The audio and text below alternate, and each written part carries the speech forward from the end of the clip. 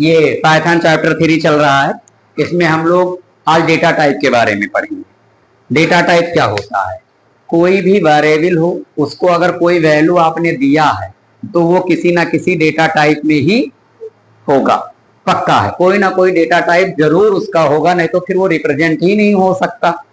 ठीक है, तो डेटा टाइप क्या है? डेटा टाइप रिप्रेजेंट करता है कि किस टाइप की वैल्यू आपके वेरिएबल में स्टोर है। जैसे एग्जांपल के लिए अगर आपने इंटीजर वैल्यू लिया तो इंट टाइप हुआ, अगर डेसिमल वैल्यू लिया तो फ्लोट टाइप हुआ। Python is completely object oriented, जो कि इसके इंट्रोडक्शन में भी लिखवाया गया था कि एक ऑब्जेक्ट ओरिएंटेड प्रोग्राम है। जैसे वेरिएबल ही एक ऑब्जेक्ट है, फंक्शन एक ऑब्जेक्ट है, इसके बेस पर काम करता है। Every variable in Python is an object. Every value in Python has a data type, यानी कोई भी वैल्यू अगर पाइथन में दिया हुआ है तो इसका मतलब वो कोई ना कोई डेटा टाइप उसका जरूर होगा। ठीक है, अब आ जाइए कुछ बेसिक डेटा टाइप है पाइथन में।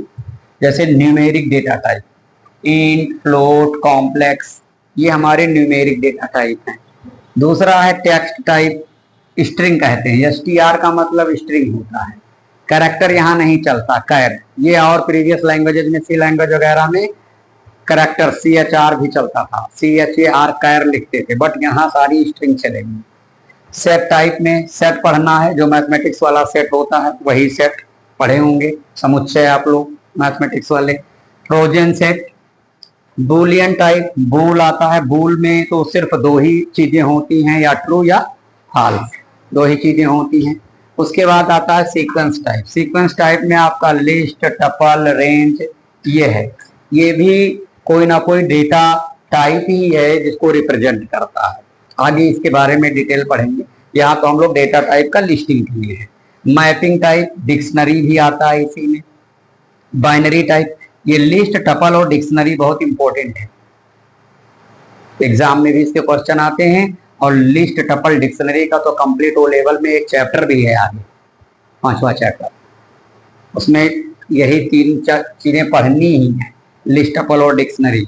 Binary type, bytes, byte array, memory view, ये सब हमारे डेटा टाइप हैं जो किसी ना किसी वेरिएबल की वैल्यू को रिप्रेजेंट करते हैं। अब इसमें से हम लोग सबसे पहले इंटीजर के बारे में बात करेंगे। इंटीजर, इंट फंक्शन क्या होता है? जैसे सपोज कर लिया कि एक वैल्यू है x में, हमने स्टोर किया है 100, तो अभी पता करना है हमें कि ये किस टाइप का डेटा टाइप है, तो टाइप फंक्शन का यूज करनी चाहिए।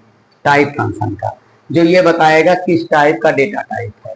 और अगर आपको मेमोरी आईडी भी चाहिए, मेमोरी लोकेशन भी चाहिए कि वो वेरिएबल, वो वैल्यू हमारे सिस्टम में कहां पर कंप्यूटर स्टोर करके रखा होगा, तो आईडी फंक्शन से उसको पता कर सकते हैं। जैसे टाइप लगाया, x लिखा, तो देखिए क्लास आया इंट। अगर यही वैल्यू अभी फ्लोट में होती तो यही क्लास फ्लोट लिख जाता। आगे आईडी लेंगे, आईडी x लिखेंगे, यही वाली वेरिएबल यहाँ भी लिखे थे, यही वेरिएबल हम लोग यहाँ लिखेंगे, उसकी मेमोरी आईडी होगी। ठीक है, अब किसी भी नंबर वैल्यू को, इंटीजर वैल्यू को और 4 तरीके से रिप्रेजेंट करते हैं। एक तो आप जानते हैं, बहुत पहले से पढ़ रहे हैं, डेसिमल फॉर्म। जो 0 से 9 तक गिनतियां होती हैं वो सब कौन सी फॉर्म है? डेसिमल फॉर्म है। इसका बेस 10 होता है, ये डेसिमल फॉर्म है। 0 to 9 इसमें नंबर्स होते हैं। अब किसी भी वैल्यू को अगर हमें डेसिमल में रिप्रेजेंट करना तो सिंपल है, कोई वैल्यू मानिए और जो भी वैल्यू वेरिएबल में स्टोर करेंगे, नंबर हो वो बस, क्योंकि हम इंटीजर नंबर के लिए ही यूज करते हैं। अब इसमें आप ABCD ये सब नहीं लिख सकते, नंबर ही कोई रहेगा, तभी वो इंटीजर है। दूसरा फॉर्म इसका बाइनरी फॉर्म होता है। बाइनरी फॉर्म देखिए, पाइथन में किसी भी डेसिमल नंबर को अगर बाइनरी में रिप्रेजेंट कराना है तो उसका सिंटैक्स ये है। ये देखिए हमने क्या करा है, हाँ, बाइनरी का बेस 2 होता है, इसमें 0 और 1 गिनतियां होती हैं, और x एक वेरिएबल माना है, इस वेरिएबल में बाइनरी की वैल्यू को होल्ड किया है। ये लिखा है 0b, और 0b अब ये कह सकते हैं ये इसका सिंटैक्स है। 0 आपको आगे लिखना ही है, b फॉर बाइनरी हो गया, और जो वैल्यू आप इधर लिखेंगे 0 1 में वो बाइनरी वैल्यू होगी। अब अगर इस x की वैल्यू को प्रिंट कराएंगे तो देखिए जितना भी इसका बाइनरी है वो आउटपुट में आ जाएगा। अब यहाँ जो भी बाइनरी, जैसे एक दूसरा एग्जांपल देखिए, 0b 10 10, अब ये कितने डेसिमल का है, मतलब इसका डेसिमल वैल्यू क्या है, निकालेंगे तो 10 निकल के आ जाएगा। तो ऐसे रिप्रेजेंट करेगा। और ये value B, capital B small B दोनों हो सकता है। कहीं अगर आपको मिल जाए कैपिटल बी स्मॉल बी तो मतलब समझिए कि वो बाइनरी फॉर्म की वैल्यू रिप्रेजेंट करता है। जैसे एमसीक्यू में क्वेश्चन बन सकता है, मान लिया क्वेश्चन में सिर्फ इतना ही दे दिए और पूछ ले आपसे रिजल्ट क्या आएगा नीचे, अब उसमें ऑप्शन दे दे 3 4 5 6 7 जो भी, तो आप जब जानेंगे कि इस फॉर्मेट का लिखा होता है वो बाइनरी ही होता है, तभी तो उसका आंसर लगा पाएंगे। ये जरूरी चीज है ना। तो इसका फॉर्मेट समझिए कि इस टाइप का लिखा है तो वो बाइनरी ही है। और बाइनरी जानना भी है कि चेंज कैसे होता है बाइनरी बेसिक, जो पेपर 1 में हम लोग वो लेवल के पढ़ लेते हैं। बाइनरी का कन्वर्जन आपको पता होगा। जैसे देखिए 7 का एग्जाम्पल में ये बताया है। ऐसे अगर आपको 10 का निकालना है तो 10 का निकल जाएगा, तो उसे आप इसको डिवाइड कर दीजिए, क्या आ जाएगा, रिमाइंडर 0 आएगा। 2 2 जा 1 आएगा, 2 1 जा क्या है, देखिए इधर से लिख लेते हैं 1 0 1 0 1 0 1 0। उसी 10 का है, प्रिंट कराएंगे तो डेसिमल वैल्यू में वो हमको प्रिंट करके दे। ठीक है, तो ये समझ गए। अब इसका तीसरा फॉर्म पढ़ते हैं, ऑक्टल फॉर्म। ओवर करिए, पास कर दिया, ठीक है। तो बाइनरी फॉर्म के बाद हम लोग ऑक्टल फॉर्म देखेंगे। ऑक्टल फॉर्म का बेस क्या है, देखिए 8 है और इसमें वैल्यू 0 to 7 है। ठीक है, इसमें अगर एक एग्जांपल लिया मैंने, देखिए 4 5 6 ये ऑक्टल की वैल्यू है। रिप्रेजेंट करने के लिए 0 और ये ओ है, ओ फॉर ऑक्टल। अब इसको अगर हम लोग डेसिमल में प्रिंट करेंगे तो ये रिजल्ट आएगा, लेकिन अगर हम इसको मैनुअली निकालेंगे तो मैनुअली ऐसे निकाल सकती है। 4 5 6 को ये ऑक्टल वैल्यू है, इसको डेसिमल में कैसे कन्वर्ट करें, तरीका क्या है, इसमें 0 1 2 आपको राइट टू लेफ्ट नंबरिंग करना होता है, 4 वैल्यू, और जो ऑक्टल का बेस है वो, और पावर में यही जो नंबरिंग आता है वो चढ़ाते हैं, प्लस लगाते अगली वैल्यू, पावर वही, प्लस लगाते अगली वैल्यू। ठीक है, उसके बाद इसको सॉल्व करके और हम लोग इसकी डेसिमल वैल्यू फाइंड कर लेंगे। खैर पाइथन तो प्रोग्राम है, इंटरप्रेटर है, वो डायरेक्ट रिजल्ट दे देगा, लेकिन आप मैनुअल निकालेंगे तो इस तरह से आएगा। अब चौथा फॉर्म है हेक्साडेसिमल फॉर्म।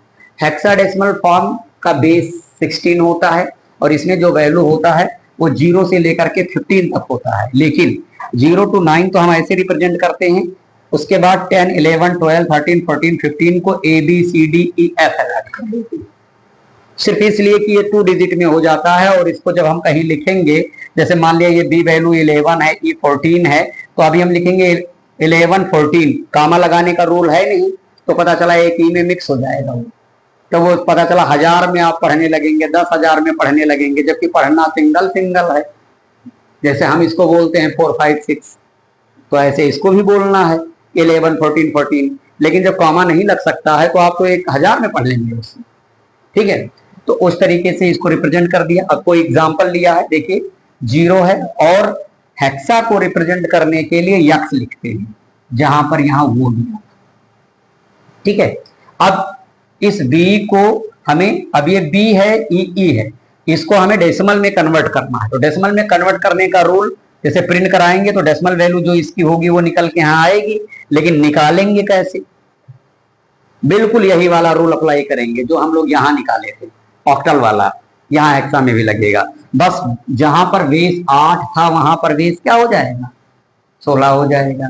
और इस b की वैल्यू लिखेंगे, क्या है 11 इंटू लिखा, 16 लिखा बेस, और पावर में जो ऊपर 2 आया वो प्लस लगाया, 14 लिखा, e की वैल्यू इंटू 16, पावर में जो यहां 1 आया वो प्लस लगाया, तो फिर e का 14 लिखा इंटू फिर 16 इसका जो बेस होता है, और पावर में क्या है 0। इसको सॉल्व कर लेंगे, इसका आउटपुट आपको मिलेगा। तो इस तरीके से जो इंटीजर वैल्यू है उनको 4 फॉर्म में और रिप्रेजेंट करते हैं। एक इंटीजर तो है ही है, साथ साथ decimal form, binary form, octal form और हेक्सा फॉर्म। तो ये आज हम लोग इंटीजर डेटा टाइप के बारे में जाने। अब नेक्स्ट फ्लोट डेटा टाइप के बारे में कल पढ़ेंगे।